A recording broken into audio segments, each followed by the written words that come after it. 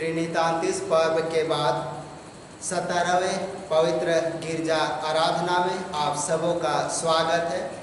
और इस समय हम एक सुंदर गीत सुनेंगे और अपने पवित्र आराधना में आगे बढ़ेंगे।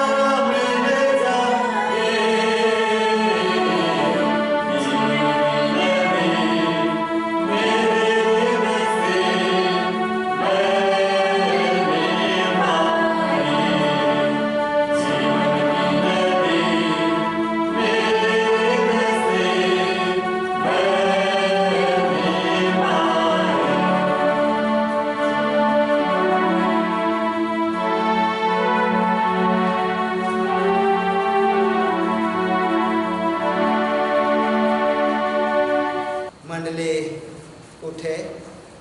इस समय हम आह्वान वचन पढ़ेंगे। आह्वान वचन भजन संहिता भजन संख्या 7 पद 1 और 2। भजन संहिता भजन संख्या 7 पद 1 और 2। हे मेरे परमेश्वर यहोवा, मेरा भरोसा तुझ पर है। सब पीछा करने वाले से मुझे बचा और छुटकारा दे। ऐसा ना हो कि वे मुझको सिंह के समान फाड़कर टुकड़े टुकड़े कर डाले और कोई छुड़ाने वाला ना हो। यहाँ तक आमीन। हम प्रार्थना करेंगे। हे सर्वशक्तिमान ईश्वर दयालु पिता, इस समय हृदय से धन्यवाद देते हैं आज के सुंदर समय के लिए, सुंदर भोर के लिए और सुंदर अवसर के लिए। हाँ प्रभु जी, क्योंकि तेरी बड़ी कृपा और दया हुई कि आज के पवित्र ऑनलाइन आराधना में तूने शामिल होने का मौका और अवसर दिया। इस समय हम सभी पिता तेरे पवित्र हाथों में सौंपे जाते हैं। आप ही सामर्थ्य आत्मा के द्वारा अगुवाई कर, ताकि हम आराधना आत्मा और सच्चाई से करने पाए और उसके द्वारा आत्मिक लाभ को प्राप्त करने पाए। बिनती उद्धार करता प्रभु यीशु के पवित्र नाम से मांगते हैं, दया से सुन, अनुग्रह से ग्रहण कर। आमीन। मंडली बैठे। आराधना के लगातार में हम गीत गाएंगे साक्षी वाणी से। साक्षी वाणी गीत संख्या 7 हालेलुया हालेलुया। ईश्वर को गा हे मेरे प्राण, हाँ जीवन भर में करूँगा ईश्वर की दया का बखान।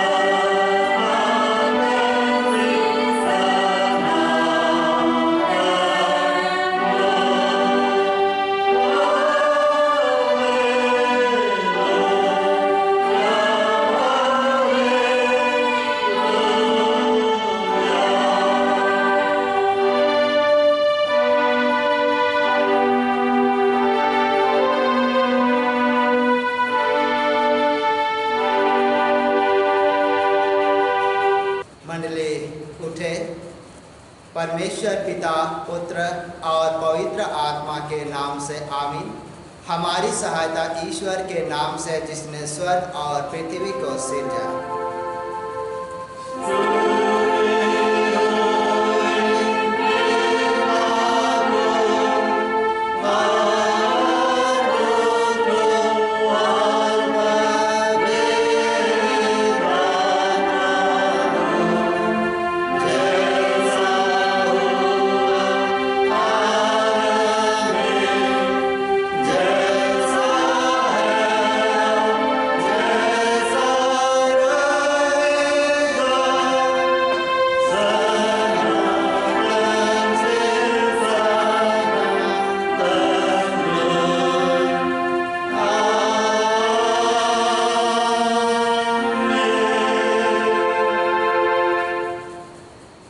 ईश्वर के सामने अपने पापों को दीनता से मान ले।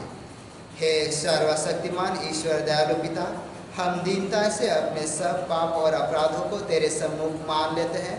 तू अपने प्रिय पुत्र हमारे प्रभु यीशु ख्रीष्ट के कारण हम पर दया दृष्टि कर और हमारे सब पापों को क्षमा कर। आमीन।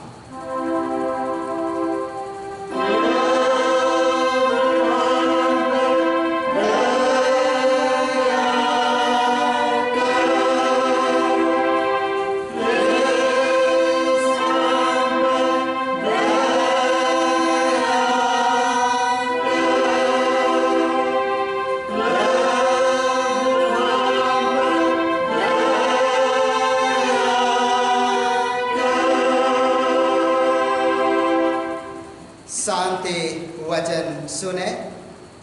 धन्य है वे जो शोक करते हैं, क्योंकि वे शांति पाएंगे। धन्य है वे जो धर्म के भूखे और प्यासे हैं, क्योंकि वे तृप्त किए जाएंगे। मत्ती 5:4 से लेकर 6 तक। आमीन।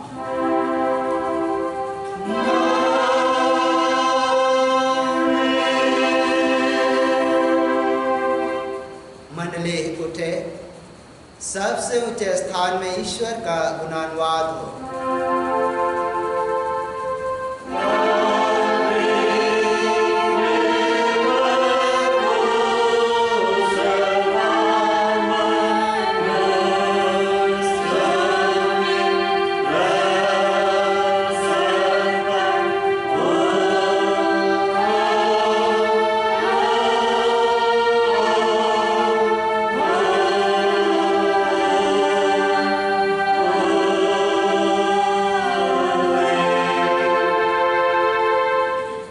प्रभु आप सबों के संग हो।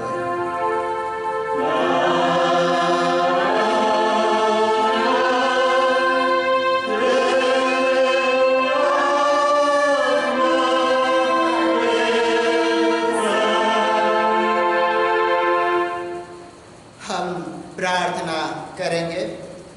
हे प्रभु परमेश्वर स्वर्गवासी पिता, हम तुझे स्तुति और धन्यवाद देते हैं कि तू अपने प्रिय पुत्र हमारे प्रभु यीशु ख्रीष्ट के द्वारा हमको पाप और मृत्यु और शैतान के बंधन से छुड़ाया और अपनी निज जाति और बालक ठहराया है।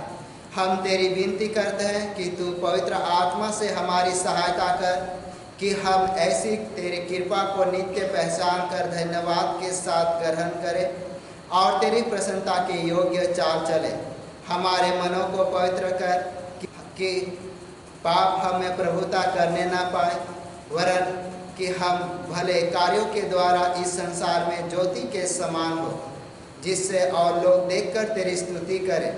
जीवन भर तू हमको अपने पवित्र मार्ग में चला कि हम इसके बाद स्वर्ग राज में पहुंचकर अनंत जीवन प्राप्त करें। हमारे प्रभु यीशु ख्रीष्ट के द्वारा। आमीन।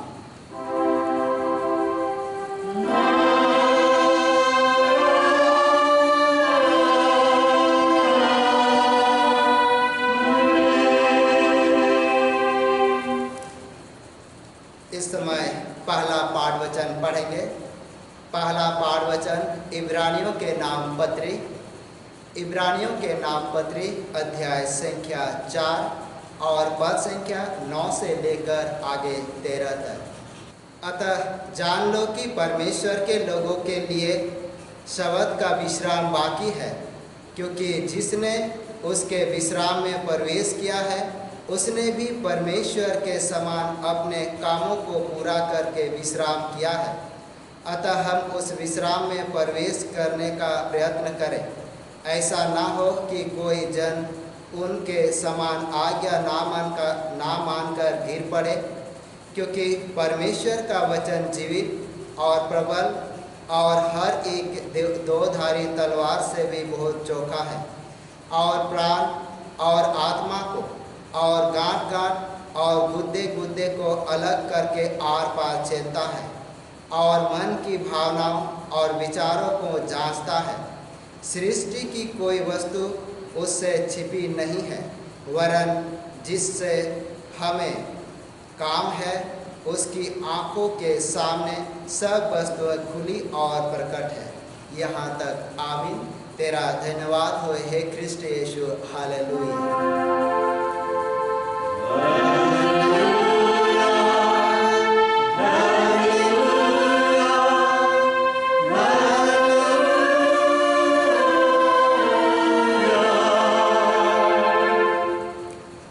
अब हम समस्त ख्रिस्टानी कलीसिया के संग मिलकर अपना महापवित्र विश्वास वचन मान लेकर यूँ कहे, मैं विश्वास करता हूँ परमेश्वर पिता पर, जो स्वर्ग और पृथ्वी का सर्वशक्तिमान सृजनहार है, और उसके इकलौते पुत्र अपने प्रभु यीशु ख्रिस्त पर, जो पवित्र आत्मा से गर्भ में आया, कुंवारी मरियम से उत्पन्न हुआ, पंतुस पिलातुस की आज्ञा से दुख उठाया, क्रूस पर चढ़ाया गया, मर गया और गाड़ा गया, पताल में उतरा, तीसरे दिन मृतकों में से जी उठा, स्वर्ग पर चढ़ गया और परमेश्वर सर्वशक्तिमान पिता के दाहिने हाथ बैठा है, जहाँ से वह जीतों और मृत्यु का विचार करने को फिर आएगा। मैं विश्वास करता हूँ पवित्र आत्मा पर, एक ही पवित्र ख्रिस्टानी कलीसिया, पवित्रों की संगत पर, पापों की क्षमा, देह के जीवने और अनंत जीवन पर। आमीन।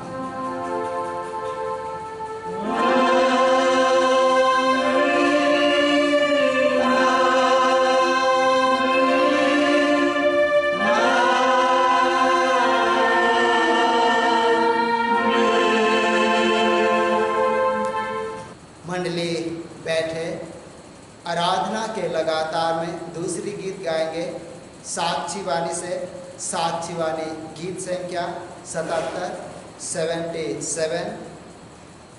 परमेश्वर प्रभु धर्मात्मा, हे शांति दाता उतर आ।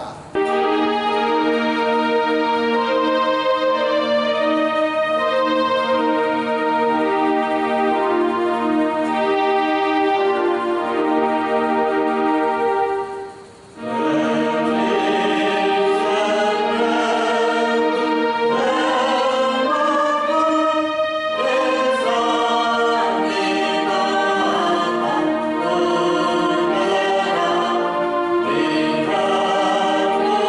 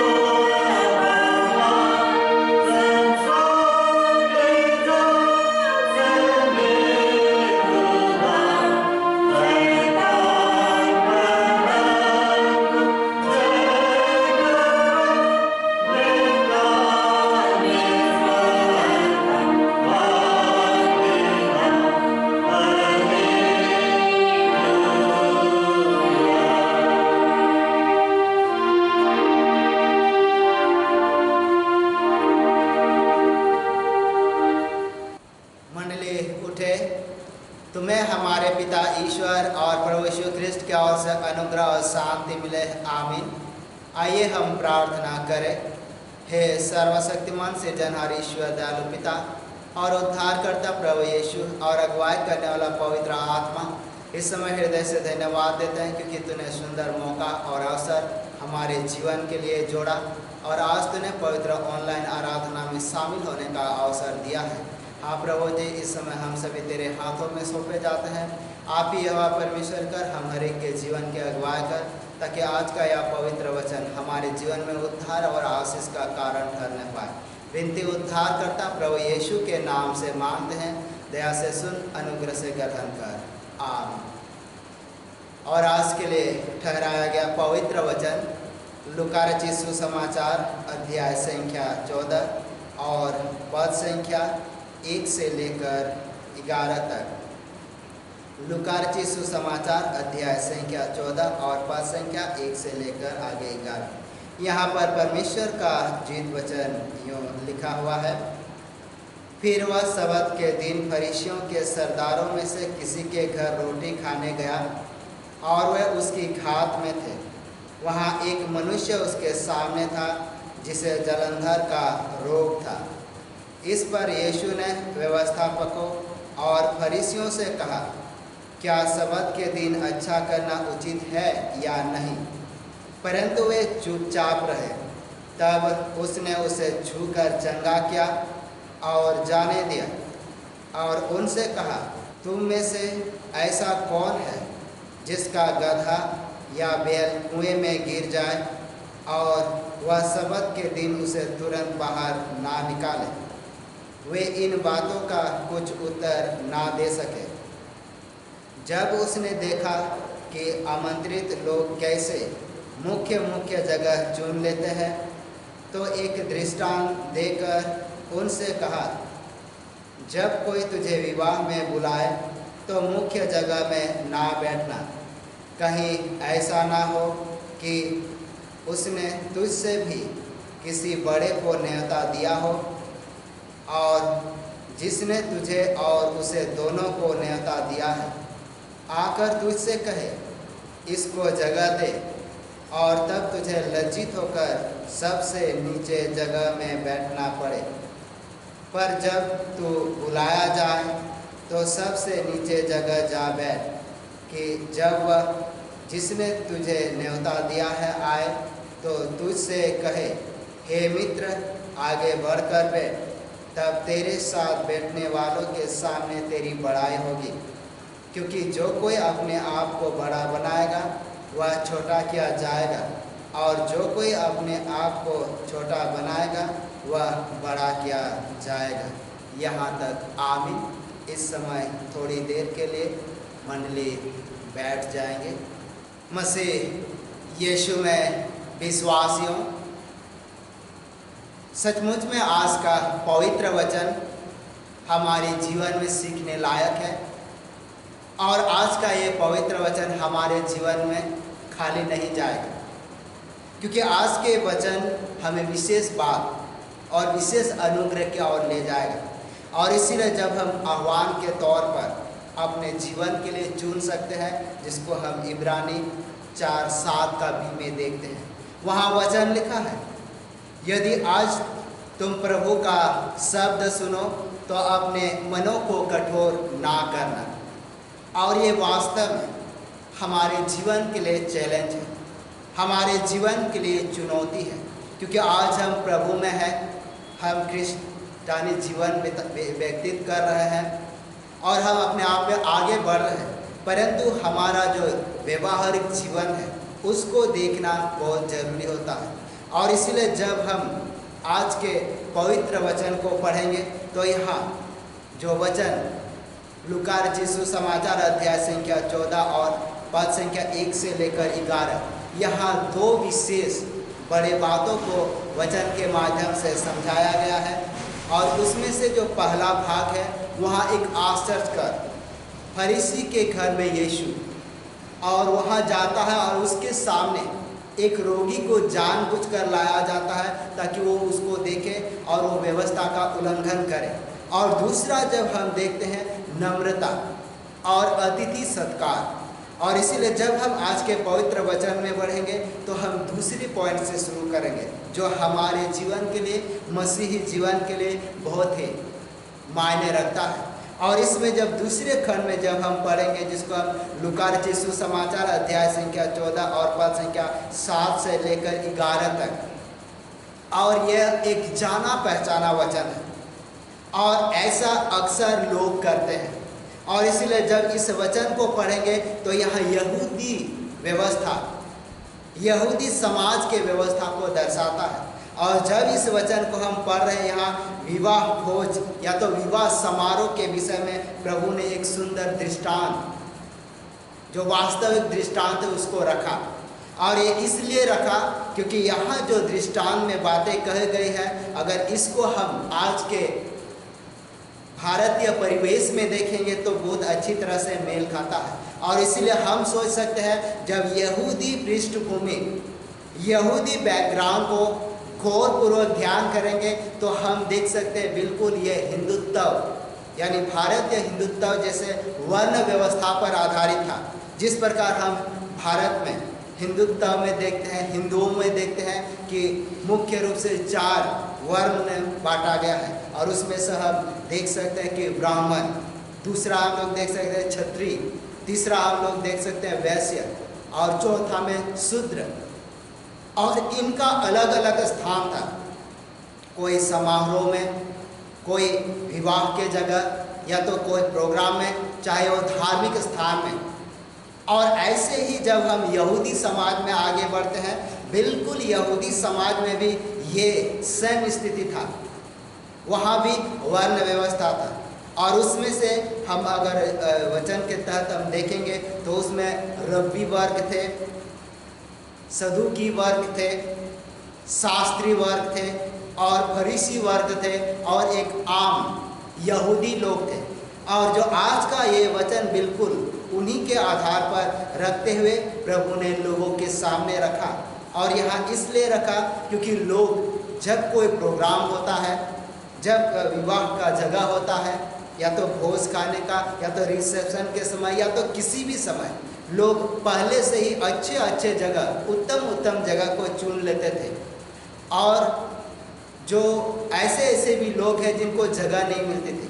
और उसीलिए यहाँ पर प्रभु यीशु ने एक सुंदर दृष्टांत के द्वारा लोगों को समझाया, जिसको अगर हम फिर से पढ़ेंगे तो यहाँ वचन में यूँ लिखा हुआ है, लूका रचित सुसमाचार 14 का 7 से आगे यहाँ वचन कहता है, जब उसने देखा कि आमंत्रित लोगों में से कैसे लोग मुख्य मुख्य जगह चुन लेते हैं, तो एक दृष्टांत देकर उससे कहा, जब कोई तुझे विवाह में बुलाए तो मुख्य जगह में ना बैठना, कहीं ऐसा ना हो कि उसने तुझसे भी बड़े किसी को न्योता दिया हो, और जिसने तुझे और उसे दोनों को न्योता दिया है आकर तुझसे कहे इसको जगह दे, और तब तुझे लज्जित होकर सबसे नीचे जगह बैठना पड़े।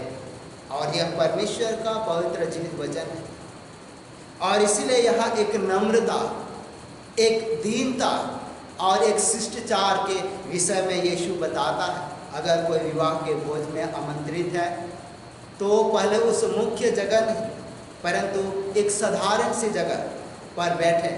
अगर वो मुख्य जगह में है, हो सकता है उससे भी अच्छा और अच्छे पोस्ट के व्यक्ति को बुलाया गया हो, तब अगर कोई उस भीड़ में उसे कहे आप इसको जगह दीजिए, आप जाइए पीछे, तो उसमें सच में एक लज्जा की बात हो सकती है। और इसीलिए यहूदी विवाह समारोह में ऐसा ही लोग सीट का इंतज़ाम करते थे, बैठने का इंतज़ाम करते थे।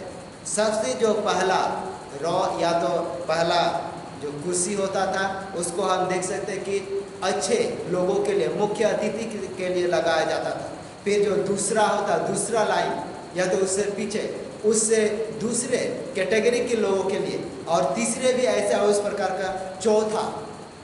और इसीलिए अगर यहाँ पर देखा जाता, अगर उनमें से अगर कोई व्यक्ति पीछे बैठा हुआ, अगर वो सम्मानित के योग्य है, तो उसे स्वामी उसे बुलाकर आगे लेकर आएगा। तो यहाँ परमेश्वर प्रभु बोलता है कि अगर ऐसा किसी के साथ किया जाता है तो उसके साथ जो बैठे थे उनके लिए उन व्यक्ति का सम्मान का विषय हो जाएगा, क्योंकि उसको वहाँ से वहाँ तक उठाकर लेके चले गए। और ये तो हमारे व्यक्तिगत जीवन में भी लागू होता है, क्योंकि जो कोई अपने आप को बड़ा बनाएगा वो छोटा किया जाएगा, और जो कोई अपने आप को छोटा बनाएगा वो बड़ा किया जाएगा। क्योंकि हम सब व्यवहारिक जीवन में भी देख सकते हैं, हम लोग सामाजिक जीवन में भी देख सकते हैं, और इसलिए ये दृष्टांत मुख्य रूप से उस अंतिम दिन की ओर दर्शाता है, जो परमेश्वर के राज और परमेश्वर के घराने में जब हम शामिल होंगे, और परमेश्वर के उस बड़े भोज में जब हम शामिल होंगे, और उस समय अगर हमारी योग्यता होगा तो हम कहीं भी रहे परमेश्वर हमें आगे लाकर बिठाएगा, प्रभु यीशु हमें आगे लाकर बिठाएगा और हमें सम्मानित करेगा। और इसलिए आज चाहिए कि हम वचन पर बने रहें। वचन, क्योंकि हम सब बुलाए गए हैं, हम सब चुने गए हैं, हम सब प्रभु में शामिल किए गए हैं, परंतु सब कोई इस सब्त के दिन में यानी विश्राम दिन में नहीं प्रवेश करने पाएंगे, क्योंकि वो मसीह तो है, परंतु विश्राम दिन और परमेश्वर के राज में प्रवेश करना बिल्कुल अलग बात है। क्योंकि हम सभी को जानते हैं सुसमाचार तो सबको सुनाया गया, वचन तो सबको सुनाया गया, परंतु सुनने वाले के जीवन पर ये निर्भर करता है कि उसने उस वचन को अपने हृदय में किस तरह बैठा है। और इसीलिए जब हम आज के जो पहला पाठ वचन है उसको अगर हम पढ़ेंगे तो वहाँ बिल्कुल यही बात मिलेगी, जिसको हम इब्रानियों की पत्री अध्याय संख्या 4 और पद संख्या 9 से लेकर 13 तक में यही वचन लिखा है। और मुख्य रूप से जब हम इब्रानियों की पत्री 4 का हम लोग 7 से लेकर आगे पढ़ेंगे या तो 3 में भी पढ़ेंगे, इब्रानियों की पत्री 4 उसका 3 से लेकर 4 तक में पढ़ेंगे, वहाँ भी देखेंगे। क्योंकि विश्राम वर्ग में प्रवेश करना, विश्राम दिन में प्रवेश करना सबके नसीब में नहीं, और वैसे ही पवित्र राज ईश्वर के राज में ही प्रवेश करना बहुत कठिन है। परंतु जिन्होंने विश्वास किया है, जिन्होंने प्रभु को उद्धारकर्ता के रूप में ग्रहण किया है, उनके लिए कोई कठिनाई नहीं है।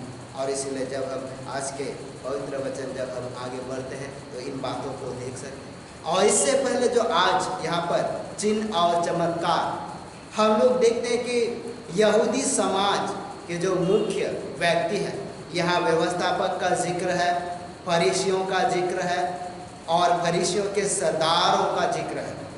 यीशु फरीसियों के सरदार के वहाँ सब्त के दिन, विश्राम के दिन में गया है और रोटी खाने के लिए गया था, और वहाँ पर उसके सामने एक व्यक्ति को आमंत्रित किया गया था, उसे बुलाया गया था जो जलंधर का रोगी था, और ये इसलिए ताकि यीशु का परीक्षा लिया जा सके। परंतु यीशु ने पहले ही व्यवस्थापक और फरीसियों को पूछा क्या सब्त के दिन अच्छा करना उचित है या नहीं, और वो लोग कुछ उत्तर नहीं दे सके, क्योंकि अगर वो नहीं कहेंगे तो लोगों के दृष्टि में बुरा होगा, और हाँ कहेंगे तो वो सोच सकते हैं कि व्यवस्था का उल्लंघन होगा।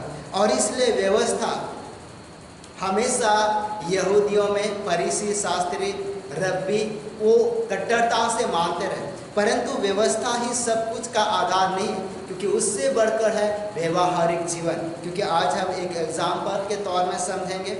हम लोग अगर मान लें एक ऐसा जगह जो प्रोटेक्ट एरिया हो, सुरक्षित जगह हो, अगर हम मिलिट्री बेस कैंप का मुख्यालय हेडक्वार्टर की तुलना करें, क्योंकि वहाँ एक ऐसा रास्ता गुजरता है और वहाँ अगर लिख दिया जाए या तो आदेश दिया जाए इस रास्ता से गुजरते वक्त शोर शराबा नहीं करना है, हल्ला गुल्ला नहीं करना है, और नहीं तो उसे दंड दिया जाएगा और उसे पीटा जाएगा। और ये तो व्यवस्था है, ये तो नियम है। अगर उस परिस्थिति में एक महिला एक छोटे बच्चे को लेकर गुजरता है और जब उस स्थिति में वहाँ वो रोने लगता है, तो क्या वो लोग उस आदेश का पालन करेंगे?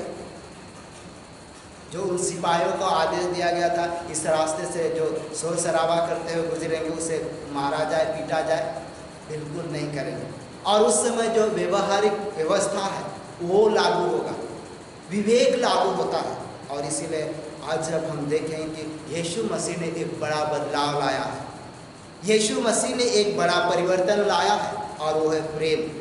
एक प्रेम ऐसा व्यवस्था है जो बड़े से बड़े कठोर व्यवस्था को सरल बना देता है, और इसी सरलता में हम सब आगे बढ़ना चाहते हैं। और यहाँ पर जब हम देखते हैं कि यहाँ पर उस जलंधर के रोगी को चंगा किया जाता है, और ये जो व्यवस्थापक है, ये फरीसी है, ये शास्त्री, वो कुछ नहीं कर पाते, लेकिन उससे बढ़कर यहाँ पर हम लोग चंगाई को देखते हैं कि वो जलंधर के रोगी को चंगाई प्राप्त होता है।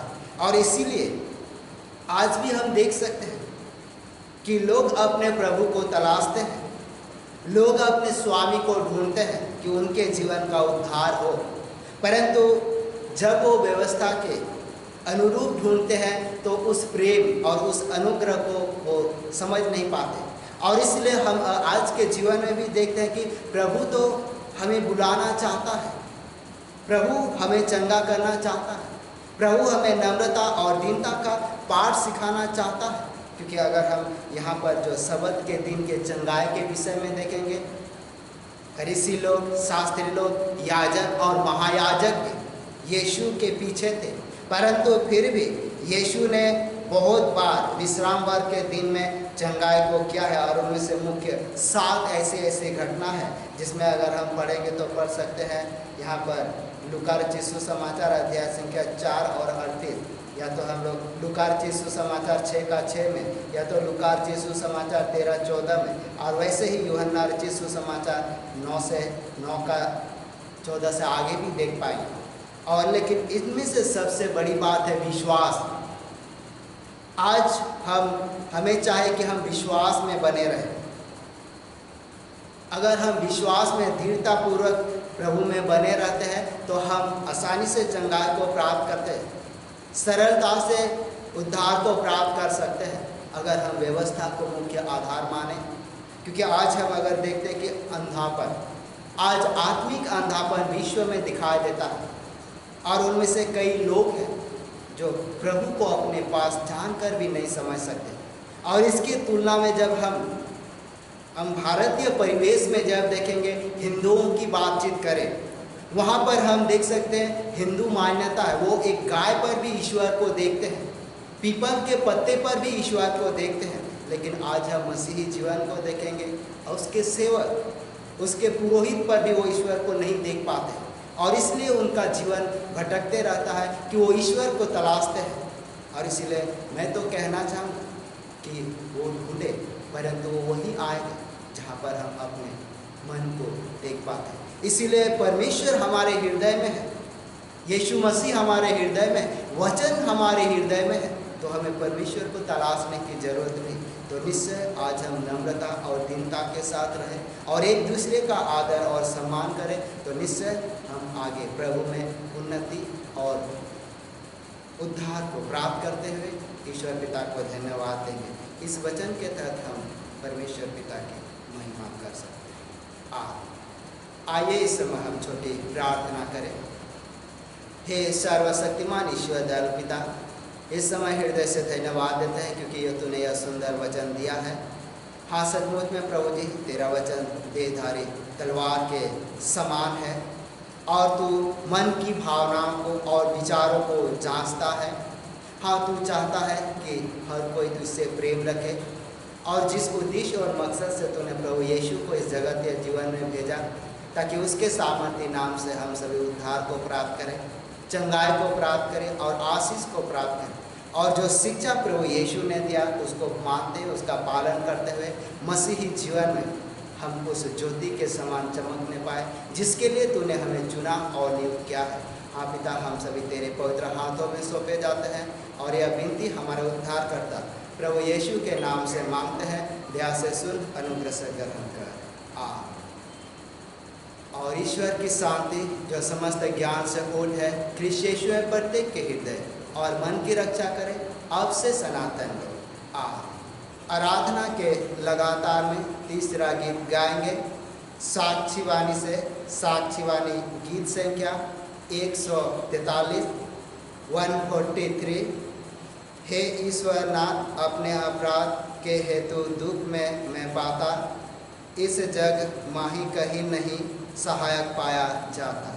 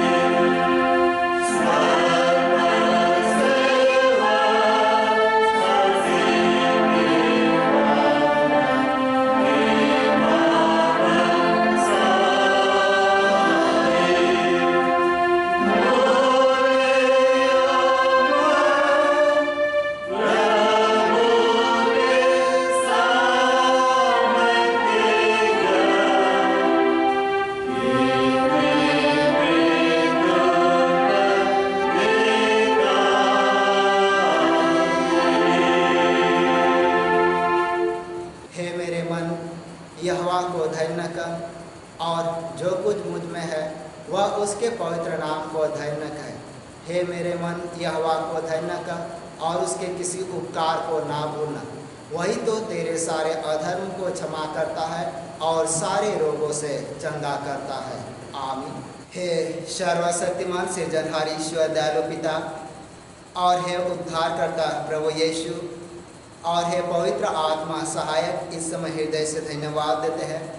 धन्यवाद इसलिए देते हैं प्रभु जी क्योंकि तूने सप्ताह भर के जीवन में संभाला और सचमुच में आज एक नए दिन, नए अवसर और नए समय को हमारे जीवन के लिए जोड़ा और आज पवित्र विश्राम वर में शामिल होने का मौका दिया और हम तेरी पवित्र आराधना में शामिल हो पाए हैं। हाँ प्रभु जी, तूने दुख और संकट के घड़ी में संभाला और इस समय तूने हमें भला चंगा रखा है और अपने पवित्र आराधना में शामिल होने का अवसर दिया है और हमारे आत्मिक भूख और प्यास को तूने मिटाया है और एक आनंद और शांतिपूर्ण जीवन दिया है।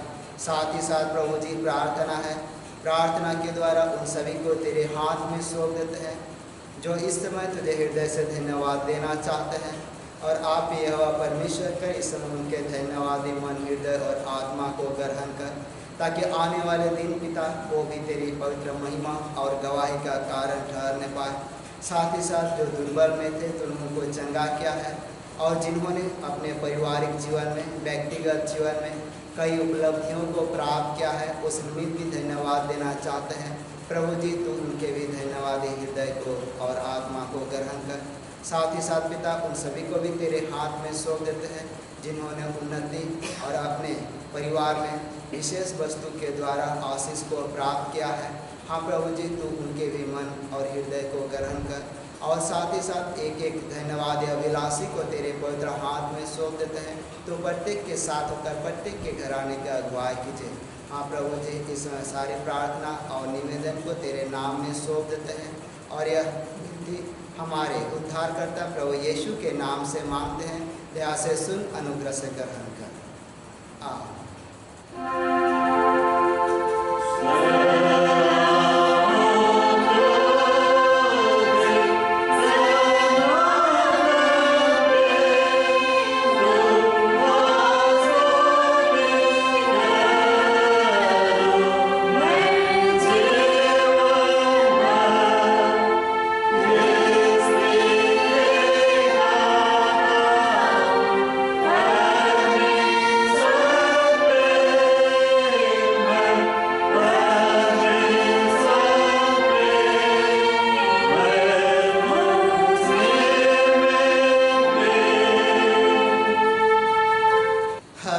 प्रार्थना करेंगे।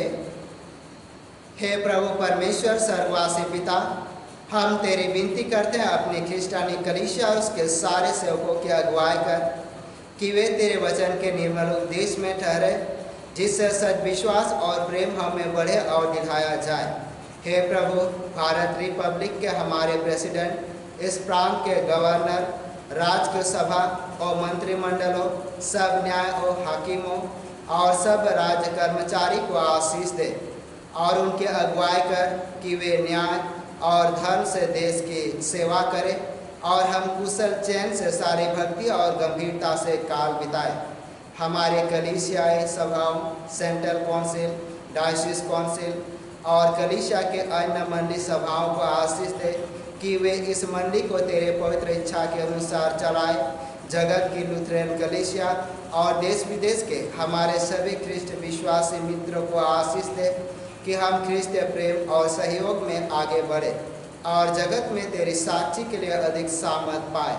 हमारे कलीसिया के सब कामों पर आशीष दे, लड़के लड़कियों की शिक्षा पर आशीष दे कि वे तेरे भय, प्रेम और भरोसा में बढ़ते जाए। कलीसिया के विद्यालयों, शिक्षण प्रशिक्षण महाविद्यालयों और अन्य संस्थाओं को संभाल और उनकी बढ़ती दे और उनके द्वारा कलीसिया के लिए आत्मिक और लौकिक आशीष दे। खेती बाड़ी और हर एक काम उद्यम को सफल कर, जिससे हर कोई सुविवेक से तेरे आगे चले और अपनी जीविका पाए। अपनी कृपा से उन सबों पर दृष्टि कर जो कंगालपन, रोग और नाना प्रकार के सकेती और दुख में है, उनको शांति दे। और इस प्रार्थना है प्रभु जी, प्रार्थना करते हैं, प्रार्थना के द्वारा उन सभी प्रियजनों को, विश्वासियों को तेरे हाथ में सौंप देते हैं जिनके जीवन में अशांति और जिनके जीवन में नाना प्रकार के परेशानी और जिनके जीवन में कई प्रकार के दुर्बलता पाए जाते हैं। हाँ प्रभु जी, क्योंकि आज तूने जो वचन हम हर एक को सिखाया है, यह वचन के माध्यम से हम तुझ पर बने रहें, तुझ में विश्वास करें और तुझ में बने रहते हुए, आगे बढ़ते हुए हम उद्धार के कामों को और उस चंगाई को देख सके, ताकि हमारा परिवार, हमारा कलीसिया जीवन शांति और आनंद पूर्वक जीवन व्यतीत करते हुए तुझे महिमा, स्तुति और धन्यवाद मिलने पाए। साथ ही साथ उन सारे लाचार और कमजोर और दुर्बलों को भी तेरे हाथ में सौंप देते हैं जो अभी वो तेरी और अपने आंखें को उठाते हैं। हाँ प्रभु यीशु, तू उनको भी अपने सामर्थ्य हाथों से छूकर चंगाई दे, जिस प्रकार तूने आज के पवित्र वचन में किया। हाँ प्रभु जी, और साथ ही साथ जो तू प्रेम और आनंद और जो आदर और सम्मान की बातें सिखाता है, हम उसमें दिन प्रतिदिन उन्नति करें और तेरे वचन में बने रहते हुए जीवन में आगे बढ़ सके। इस समय प्रभु जी हर एक को तेरे पवित्र हाथ में सौंप देते हैं। उनके लिए भी पिता विनती करते हैं जो इस दुख के घड़ी में, संकट के घड़ी में तुझे पुकारना चाहते हैं, परंतु दुर्बलता के कारण अपने मुंह को नहीं खोल पाते, परंतु आप ही यहोवा परमेश्वर कर प्रभु यीशु के सामर्थ्य नाम में उनको भी छू और उनको भी चंगाई दे। साथ ही प्रार्थना है, प्रार्थना के द्वारा हमारे कलीसिया के सब भाई बहनों की रक्षा कर जो दूसरे देश में चले गए हैं, कि वह सब जोखिम और परीक्षा में विश्वासी ठहरे। हम उनके लिए भी विनती करते हैं जो मंदिर से निकाले गए व उलट हुए हैं, उन पर दया कर कि वे सच्चे पश्चाताप से तेरी ओर फिरे। सब मनुष्य का त्राणी ठहर और उन पर जो अंधियार में बैठे हैं मुक्ति का उजाला प्रकाश कर। हमको अपश्चातापी मृत्यु से बचा और अंत में अपने प्रिय पुत्र हमारे प्रभु ख्रिस्त के द्वारा स्वर्ग राज में ग्रहण कर। आमीन। हम प्रभु की प्रार्थना से प्रार्थना करेंगे। हे हमारे पिता, तू जो स्वर्ग में है, तेरा नाम पवित्र किया जाए, तेरा राज आए, तेरी इच्छा जैसे स्वर्ग में वैसे पृथ्वी पर भी हो। हमारे प्रतिदिन की रोटी आज हमको दे और हमारे अपराधों को क्षमा कर जैसे हमने अपने अपराधियों को क्षमा करते हैं, और हमको परीक्षा में मत डाल परंतु बुराई से छुड़ा, क्योंकि राज और पराक्रम और महात्म सदा तेरी है। आमीन।